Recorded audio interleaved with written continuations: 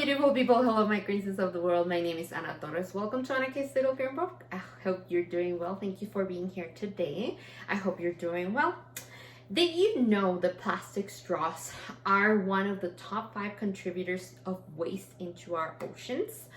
Historically, the earliest that they can be traced to is back with the Sumerians in Mesopotamia.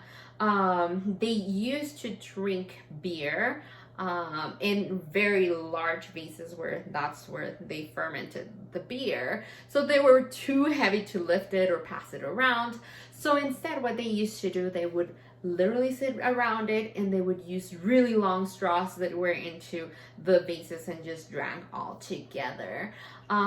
People started using those straws that were made of ryegrass, but that would make all of those beverage kind of grassy, so not a lot of people liked it. So back in 1888, that's when Marvin Stone filed a patent for his straws. Funny enough, the way that it all came to be, he created that patent, and he did the prototype just by grabbing manila paper and putting it around a pencil, and that's how it all became the paper straw. Later on in 1937, it was Joseph Friedman who actually saw his daughter, and she was having a little bit of issues trying to drink out of the straw just because it was so straight. So that's when he decided that he was going to invent a bendable straw. Unfortunately, because there was a patent for the straws, a lot of those providers weren't able to do anything. So he decided to manufacture himself through the Flexible Straw Corporation. And that's how they were born into plastic. In the 1950s was when all the surge of fast food started gaining a lot of interest. And by the 1960s, that's when plastic replaced a lot of that paper. So the straws were shifted to an oil-based single-use product, and sadly, every single plastic straw that has ever been made is still in existence up to now. It is estimated that about 8.3 billion plastic straws are currently polluting our beaches as of now. So when it comes to the US alone, they use about 500 million straws on a day-to-day basis. So yeah, every single day, many people are under the impression that they are recyclable. They are made of plastic number 5 or polypropylene. But some of the reasons why it's not recycled is a lot of the number 5 plastic might not be recycled. It's not accepted by a lot of curbside recycling programs, so you really do need to go in and check every municipality in order to see if they are being able to be recycled. Not only that, one of the main issues is straws are extremely light. So whenever they actually get into the mechanical recycling sorter, they might not necessarily make it through it, and therefore they can drop through the sorting screens, which then mixes with other materials and end up contaminating either recycling loads and having to just dispose as garbage. So one of the huge issues in there. Sadly, most plastic straws are being tossed out and end up on landfills and the oceans.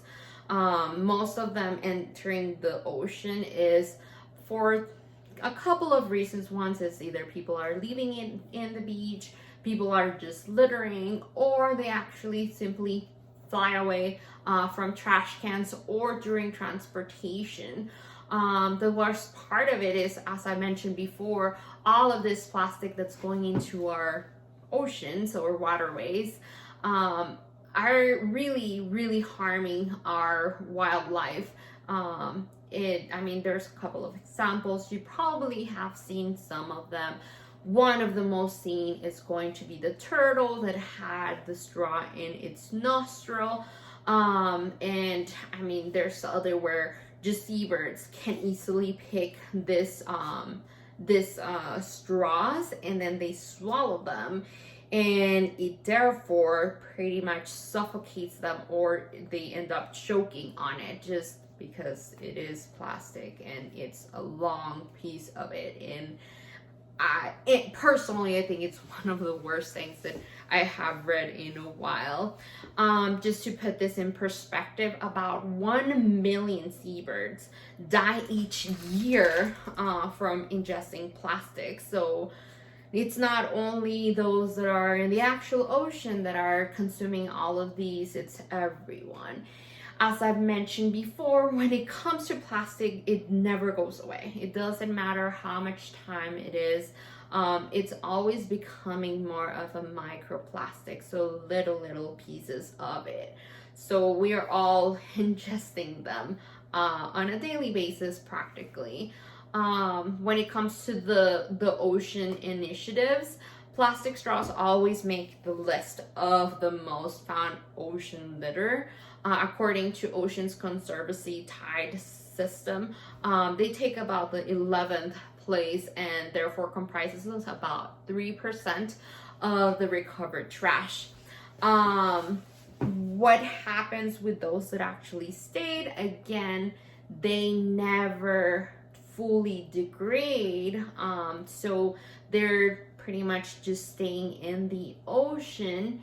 And according to projections, by 2050, 99% of all the seabird species will have ingested some type of plastic, which will increase mortality rate to 50%. I mean, I have already mentioned that it has even been found in a lot of our sea salt. So in fact, it can be found in 94% of US tap water and shellfish. According to another study by UGA New Materials Institute, they have even been able to find microplastic particles that are smaller than dust and powdered sugar, so miniature, and they have been found inside baby sea turtles and are more likely dying due to that ingested plastic pollution, which again, it's threatening species survival a lot. It's really sad that even the baby sea turtles that have just been a couple of days into this world have already been found with it. So why or what can we do? I mean, this has been one of my easiest transitions. I don't think I need a straw. There's a lot of people that say, well, what if they didn't clean them enough? I mean, I usually, if I don't have my own, I'll go and clean it up with a napkin. But there's also so many different options. You're like, oh no, I don't have the space to carry it. I don't have this. Well, I have a couple, which there's different sizes, just because you never know, right? So I carry them all.